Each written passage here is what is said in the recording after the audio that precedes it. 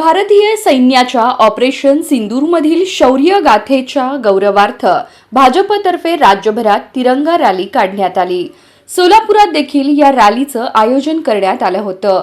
आमदार देवेंद्र कोठे यांच्या नियोजनाखाली व पालकमंत्री जयकुमार गोरे यांच्या प्रमुख उपस्थितीत स्वातंत्र्यवीर सावरकर यांच्या पुतळ्याला अभिवादन करून या रॅलीची सुरुवात झाली।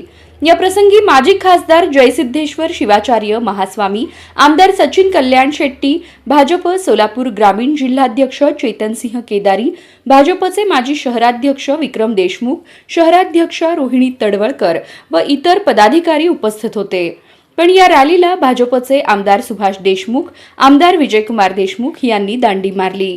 याविषयी पत्रकारांनी पालकमंत्री जयकुमार गोरे यांना प्रश्न विचारला, तेव्हा गोरे काय म्हणाले बघा। पण सोलापूरचे 2 आमदार उपस्थित राहत नाही, कसं पाहता याकडे पालकमंत्री? मला आपल्याला तिरंगा रॅलीच्या संदर्भात आपण आज एका देशाच्या सैनिकाच्या पाठीशी उभं राहण्यासाठी एकत्र आपण जमलेलो आहोत। अशा वेळी राजकीय वक्तव्य राजकीय प्रश्न विचारू नये हे या निमित्ताने मी आपल्याला सांगेन। तेही रॅली काढतील आणि ते या सगळ्या यात्रेमध्ये सहभागी होतील।